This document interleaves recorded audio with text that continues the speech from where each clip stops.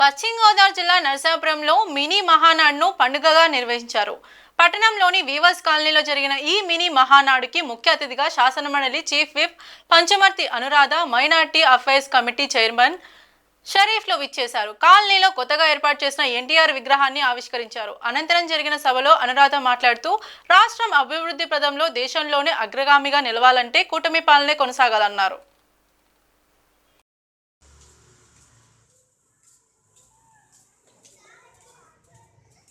చేసుకోవడం జరుగుతుంది. అందులో భాగంగా ఈ రోజున మినీ మహానాడు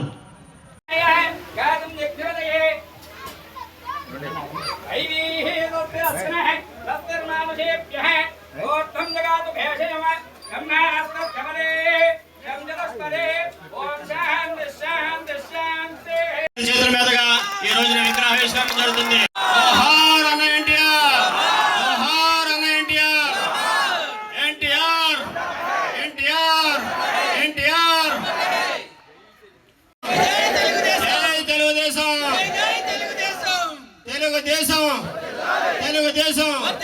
తెలుగుదేశం నారా చంద్రబాబు నాయుడు గారి నాయకత్వం శిలాఫలకాన్ని కూడా ఓపెన్ చేయవలసిందిగా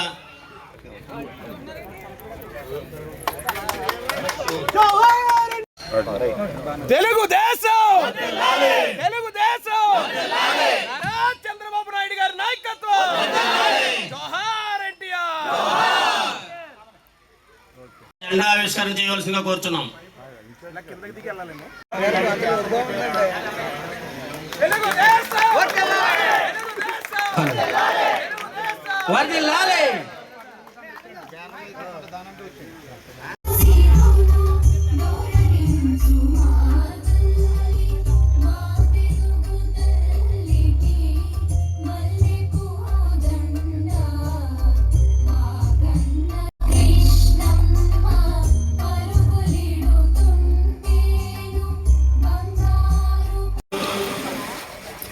సభాధ్యక్షుల వారికి మైక్ అందజేయడం జరుగుతుందండి.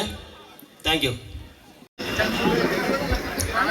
మన స్టేజ్ మీద ఉన్న నాయకులందరికీ కూడా ఒక విజ్ఞప్తి అండి. ఇప్పుడు ఎందుకంటే కొంతమంది నాయకులకి అవకాశం ఇవ్వడం జరుగుతుంది. తీర్మానాలు చేశారు రామరాజు గారు, కొంతమంది బలపరిచారు.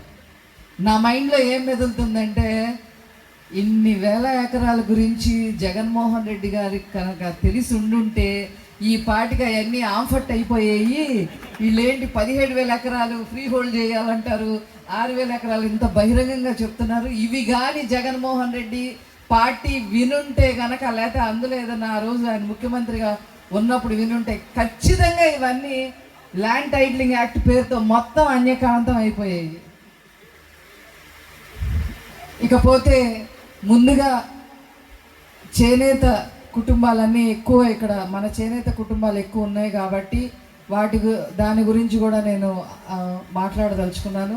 మరి స్వర్గీయ ఎన్టీ రామారావు గారు జనతా వస్త్రాలు తీసుకురావటం దగ్గర నుంచి, అట్లాగే నారా చంద్రబాబు నాయుడు గారు ముఖ్యమంత్రిగా అయిన దగ్గర నుంచి మరి ముడి సరుకులో రాయితీలు కానీ, నూలు రంగుల్లో రాయితీ కానీ, 111 కోట్ల రూపాయల వరకు రుణమాఫీ చేయటం కానీ, పావలా వడ్డీ రుణాలు ఇవ్వటంలో కానీ, థ్రిఫ్ట్ ఫండ్ ఇవ్వటంలో కానీ, ఆప్కోని బలపరచడంలో కానీ, ఇలాగా మరి 50 ఏళ్లకే మరి పెన్షన్ ఇవ్వటం కానీ, మరి వర్షాకాలంలో మరి గుంటల్లో నీళ్ళు వస్తే అప్పుడు ఆదాయం ఉండదు కాబట్టి వాళ్ళకి 4,000 రూపాయలు ప్రతి కుటుంబానికి ఇవ్వటం కానీ, ఇలాగా అనేక రకాలుగా మరి ఎవరైనా ఆదుకున్నారు, ఏ పార్టీ అయినా ఆదుకుంది అంటే ఒక్క తెలుగుదేశం పార్టీనే అని చెప్పి ఈ సందర్భంగా నేను తెలియజేస్తా ఉన్నా. అదేవిధంగా జగన్మోహన్ రెడ్డి గారు వారు ఏం చేశారు అని అంటే, ఇప్పుడు నేను ఏవేవైతే మాట్లాడానో అవన్నీ తీసేసి దాదాపు 15 లక్షల మంది చేనేత కార్మికులు ఉంటే 1 లక్ష మందికి మాత్రం నేతన్న నేస్తం పేరుతో ఒక 25,000 రూపాయలు ఇచ్చి ఇంకా కుటుంబాలని పట్టించుకోకుండా వదిలేసిన బాపతి. ఇంకో విషయం కూడా మీ అందరికీ కూడా చెప్పాల్సిన అవసరం ఉంది. జగన్మోహన్ రెడ్డి తాతగారైన రాజారెడ్డి ఒక చేనేత కులానికి సంబంధించిన నందం సుబ్బయ్య అనే వ్యక్తిని మర్డర్ చేసిన దానిలో ముద్దాయిగా ఉన్నాడు. ఆ కేసు విషయం నేను ఒక్క నిమిషంలో మీ అందరికీ కూడా చెప్తాను. ఒక చేనేత కులానికి సంబంధించిన వ్యక్తి ముగ్గు గనులు పాడుకుంటానికి వస్తే మీరు గుంటల్లో కూర్చునే వాళ్ళకి మీకు ముగ్గు గనులు కావాలరా ఏంట్రా అని అతని మీదకి వెళ్ళి అతన్ని మర్డర్ చేసిన వ్యక్తి రాజారెడ్డి. ఆ కేసు చానాళ్ళు నడిచింది. ఆ కుటుంబ సభ్యులు రాజశేఖర్ రెడ్డి గారి మీద కూడా కక్ష తీర్చుకోవడానికి ఏకంగా సెక్రటేరియట్ కూడా బయలుదేరిన సభ్యులు రాజశేఖర్ రెడ్డి గారి మీద కూడా కక్ష తీర్చుకోవడానికి ఏకంగా సెక్రటేరియట్ కూడా బయలుదేరిన విషయం పేపర్లో కూడా పడింది. అలాగే జగన్మోహన్ రెడ్డి గారికి చేనేత కన్నా చేనేత కుటుంబం కన్నా ఆ కుటుంబానికి అసలు నచ్చదు. వీళ్ళు గుంటల్లో కూర్చునే వాళ్ళు, వీళ్ళతో మనకేంటి అనే ఆలోచన విధానం ఉన్న వ్యక్తులు వాళ్ళు. దానికి ఇంకో ఉదాహరణ కూడా చెప్తాను. మొన్న జగన్మోహన్ రెడ్డి ముఖ్యమంత్రి అయిన తర్వాత ఒక చేనేత కుటుంబానికి సంబంధించిన 2 వ్యాపారస్తులు ధర్మవరంలో వ్యాపారస్తులు వాళ్ళ యొక్క సరుకు విజయవాడకి ఒక వ్యక్తికి పంపించడం జరిగింది. ఆ వ్యక్తి వైసీపీ నాయకుడు. సరుకు 2 ఏళ్ల నుంచి తీసుకుంటున్నాడు కానీ ₹1 కూడా వాళ్ళకి ఇచ్చిన పాపాన పోలేదు ఆ వ్యక్తి. ఎప్పుడు ఇస్తావు, ఎన్నాళ్ళకి ఇస్తావని నిలదీస్తే, మీరు నన్ను నిలదీస్తారా, నేను వైసీపీ పార్టీకి సంబంధించిన వ్యక్తిని, జగన్మోహన్ రెడ్డి నా రైట్ హ్యాండ్, మీ సంగతి ఏంటో చూస్తానని చెప్పి గ్రౌండ్ ఫ్లోర్ నుంచి 2nd ఫ్లోర్కి తీసుకెళ్ళి ఆ ఎవరైతే చేనేత వస్త్ర వ్యాపారులు 2 ఉన్నారో వాళ్ళిద్దరిని నగ్నంగా బట్టలు ఇప్పి నగ్నంగా కూర్చోపెట్టి వాళ్ళ మెడలో ఉన్న గోల్స్, చేతికి ఉన్న ఉంగరాలను కూడా తీసేసి, వాళ్ళు ఎక్కడో లోపల దాచుకున్న క్యాష్ను కూడా తీసేసి మీ దిక్కున్న వాళ్ళతో చెప్పుకోండి అని చెప్పి వీడియో తీశాడు. ఆ వీడియో కూడా నా దగ్గర ఉంది. వీడియో తీస్తే సిగ్గు చచ్చిపోయి చేసేది లేక, గొడవలకి వెళ్ళలేక, చేనేతలు అంటేనే అసలు గొడవలకి వెళ్ళరండి. ఒక్క పోలీసు కేసు కూడా లేదని ఆనాడు నాకు విజయవాడ మేయర్ సీటు కూడా ఇవ్వడానికి కారణం నేను ఈ యొక్క వీవర్ కులానికి సంబంధించిన ఆడదాన్ని చెప్పి నాకు ఇవ్వటం జరిగింది. ఆనాడు కూడా గొడవలకి వెళ్ళలేక ఒక ఆనవాయితీ. అలాంటిది సొంత బాబాయిని చంపేసి సిబిఐ ఎంక్వైరీ చేస్తానని చెప్పి ఆ తర్వాత ఎంక్వైరీ అయిపోతే వాళ్ళ ఒక చెల్లెమో ఆస్తి కోసం తిరుగుతుంది, ఒక చెల్లెమో న్యాయం కోసం ఢిల్లీ వీధుల్లో తిరుగుతానే ఉంది. తల్లి వర్కింగ్ ప్రెసిడెంట్ని చేశాడు, తీసి అవతల బారేశాడు వర్కింగ్ ప్రెసిడెంట్గా. ఏది అతను ముఖ్యమంత్రిగా ఉండగానే. తర్వాత పెళ్ళిళ్ళు ఎవరైనా చేసుకుంటే మన పక్కన వైసీపీ వాళ్ళు ఉన్నా కూడా, కుటుంబంలో వైసీపీకి సంబంధించిన వ్యక్తులు ఉన్నా కూడా మనం వెళ్ళి ఒకే వీధిలో ఉన్నాం కాబట్టి పెళ్ళి పిలుస్తాం. పిలవా? ఎందుకు పిలవం? 20 ఏళ్ళ నుంచి మీరు కలిసి ఉన్నారు, మీరు పిలవండి, మనకి పార్టీ ఎందుకని మనం పిలుస్తాం. అట్లాగే ఆ షర్మిల కూడా మరి అందరినీ పిలిచింది, నారా చంద్రబాబు నాయుడు గారిని కూడా పిలిచింది వాళ్ళ అబ్బాయి పెళ్ళని. ఆ వంట పసుపు చీర కట్టుకుందని చెప్పి ఈయన మాట్లాడుతున్నాడు. సొంత చెల్లి చీర గురించి మాట్లాడాడంటే వాడు అసలు మనిషా త్రాష్టుడా? అంటే అతనికి ఎవరి మీద ఇష్టం ఉంటుంది? నేను చెప్తా. మాఫియాలు చేసేవాళ్ళంటే ఇష్టం, మర్డర్లు చేసేవాళ్ళంటే ఇష్టం, క్రిమినల్ కేసులు ఉన్నవాళ్ళంటే ఇష్టం. సజ్జల రామకృష్ణారెడ్డి అంటే ఇష్టం, లిక్కర్ కేసులో ఉన్న సజ్జల రామకృష్ణ వాళ్ళ అబ్బాయి అంటే ఇష్టం, భూములు కొట్టేసిన విజయసాయిరెడ్డి అంటే ఇష్టం, అటవీ భూములు కొట్టేసి ఇష్టాసారంగా చేసిన పెద్దిరెడ్డి రామచంద్రారెడ్డి అంటే ఇష్టం. మతం పేరు, కులం పేరు ఎవరు ఏంటో కూడా తెలియపోయిన ఇప్పుడు వైవి సుబ్బారెడ్డి వాళ్ళ ఆవిడేమో క్రిస్టియన్ మతం, ఈయనేమో హిందూ మతం కింద టీటీడీ చైర్మన్ చేశాడు. అలాంటి వాళ్ళని ప్రోత్సహించే వ్యక్తి ఈ జగన్మోహన్ రెడ్డి. ఇకపోతే నేను మళ్ళీ వినిపిస్తాను. కాపులు ఎలా చేస్తున్నాడు చూడండి.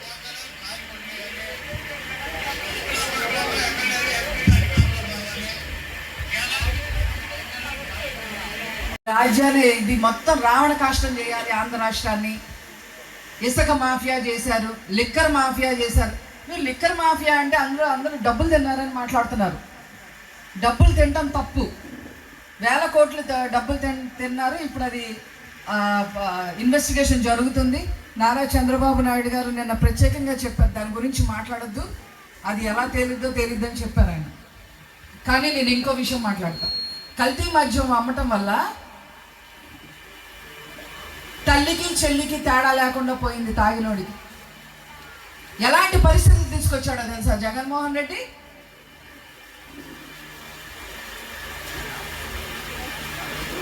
భర్త తాగి వస్తే భర్తని లోపల పెట్టి గదిలో పెట్టి తాళం వేసి పిల్లలతో, ఆడపిల్లలతో భార్య బయట నిద్రపోయే పరిస్థితి. మీకు అర్థమైందా నేను చెప్పింది? మనం మాట్లాడుకోవాలి, అన్ని ఖచ్చితంగా గుర్తు తెచ్చుకోవాలి ఎప్పటికప్పుడు. మనం చేస్తూ ఒకటి బాగా గుర్తుపెట్టుకోండి, ఈ రాష్ట్రం బాగుపడాలి, ఈ రాష్ట్ర భవిష్యత్తు తీర్చిదిద్దాలి, ఈ రాష్ట్రం దేశంలోనే అగ్రగామిగా ఉండాలి అంటే చంద్రబాబు నాయుడు గారు, తెలుగుదేశం పార్టీ, ఎన్డీఏ కూటమి అధికారంలో ఉండాలి అనే సత్యాన్ని ఈ సందర్భంగా మీరు గమనించాలి. ఒకసారి తెలుగుదేశం పార్టీ, ఒకసారి వైఎస్ఆర్సీపీ వస్తే ఈ రాష్ట్రం బాగుపడదనే విషయాన్ని కూడా ఈ సందర్భంగా గమనించాలి. గతంలో మన 5 సంవత్సరాలు 2014 నుండి 2019 వరకు ఈ రాష్ట్రాన్ని అగ్రగామిగా పెట్టడానికి, పోలవరం పూర్తి చేయడానికి, అమరావతి రాజధాని పూర్తి చేయడానికి కంకణబద్ధంగా కృషి చేశాం. కానీ వైఎస్ఆర్సీపీ వాళ్ళు నవరత్నాల పేరిట ఇంకా మెండుగా చేస్తాం, చంద్రబాబు నాయుడు గారు చేయలేకపోయారు, మీకు ఇంట్లో వచ్చి గోరు ముద్దలు తినిపిస్తామని చెప్పి మాయమాటలు చెప్పి ఆనాడు అధికారంలో వచ్చి ఈ రాష్ట్రాన్ని 10 సంవత్సరాలు వెనక్కి తీసుకుపోయాడు. కాబట్టి ఈరోజు ఆర్థికంగా కూడా 11 లక్షల కోట్ల రూపాయలు అప్పుల ఊబిలో ఈ రాష్ట్రం మరి కూరుకుపోయింది. నెలకి 5,000 కోట్ల రూపాయలు వడ్డీలకే సరిపోతుందనే విషయాన్ని కూడా ఈ సందర్భంగా గమనించాలి.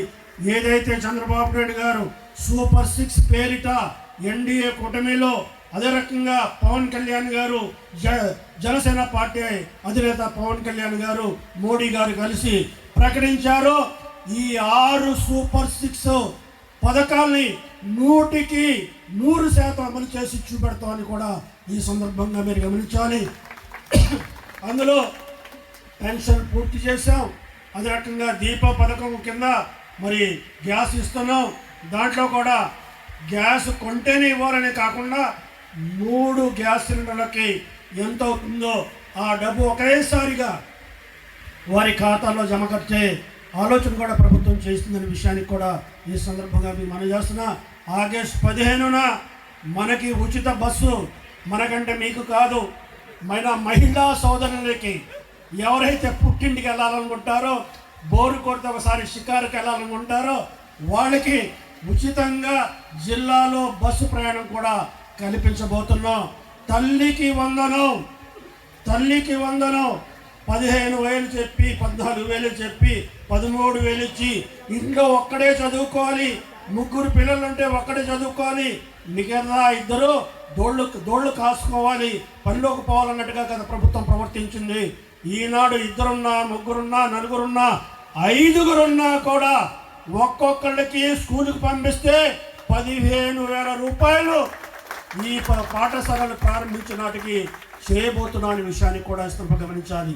రైతులకు 20,000 ఇచ్చే కార్యక్రమాన్ని కూడా ఎందుకు చేయలేకపోతున్నారని ఈనాడు సాక్షి టీవీ కానీ, ఈ వైఎస్ఆర్సీపీ మీడియా వాళ్ళు కానీ తెగ పోస్టులు పెడుతున్నారు.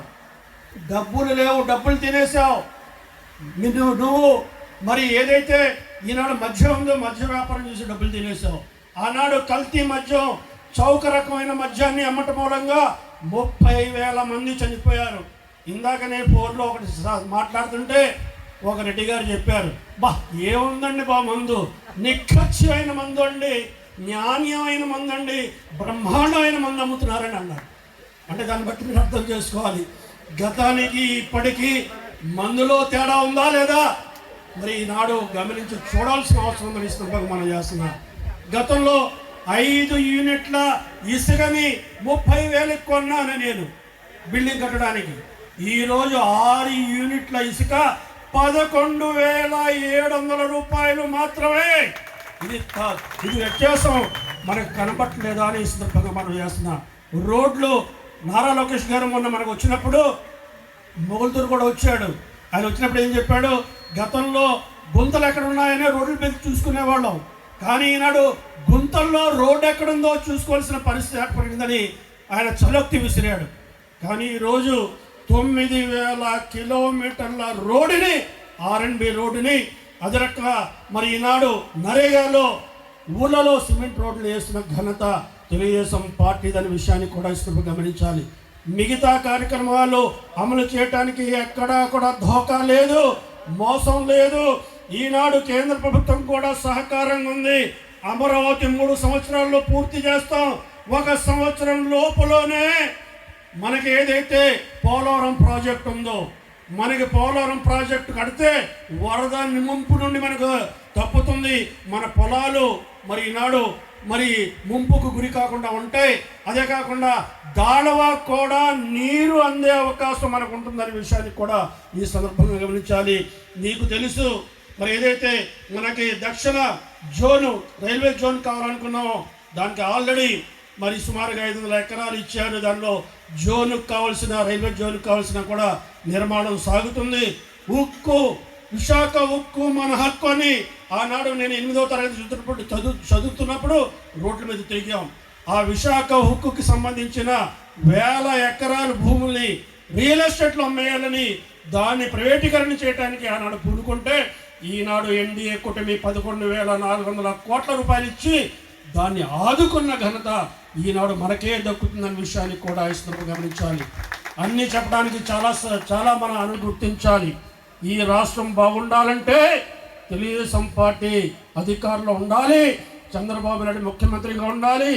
రోజుకి 18 గంటలు 75 సంవత్సరాల వయసు వచ్చినా కూడా ఈ రాష్ట్రం గురించి ఆలోచిస్తూ ఈ రాష్ట్రంలో ఏ రకంగా పేదరికం దూరం చేయాలి, ఈ రాష్ట్రంలో నిరుద్యోగాన్ని ఏ రకంగా దూరం చేయాలి, ఈ రాష్ట్రాన్ని అన్ని రంగాలు అగ్రగామిగా ఎలా ఉంచాలని ప్రతి నిత్యం ఆలోచిస్తూ కేంద్రంలో ఉన్న మరి ప్రధానమంత్రి గారి సహకారంతో మరి జనసేన నాయకులు మన పవన్ కళ్యాణ్ గారి ప్రోత్సాహంతో ఈ రాష్ట్రాన్ని ముందుకు తీసుకెళ్తున్నారు. ఈ ప్రభుత్వం మరి జనసేన నాయకులు పవన్ కళ్యాణ్ గారు చెప్పినప్పుడు చంద్రబాబు నాయుడు లాంటి అనుభవైన వ్యక్తి ఈ 5 సంవత్సరాలు కాదు ఇంకో 10 సంవత్సరాలు ఈ రాష్ట్రానికి ముఖ్యమంత్రిగా ఉండాలని పవన్ కళ్యాణ్ గారు కోరుకుంటున్నారంటే మనం ఈ రాష్ట్రం కోసం ఇంకా కట్టుబడి చిత్తశుద్ధితో తికరణ శుద్ధితో పార్టీని బలపరుచుకుంటూ ప్రజా సమస్యలు తీర్చుకుంటూ మాటలతో సమస్యలు తీరవు, రాతపూర్వకంగా రాయండి. ఆ రాతపూర్వకంగా ఇచ్చిన సమస్యలను కూడా అన్నింటినీ తీరుస్తాం. ఇక్కడ నాకు బాధ్యత ఉంది, మా అనురాధ గారిని కూడా నేను కూడా తీసుకుపోతాను. అదే రకంగా మనం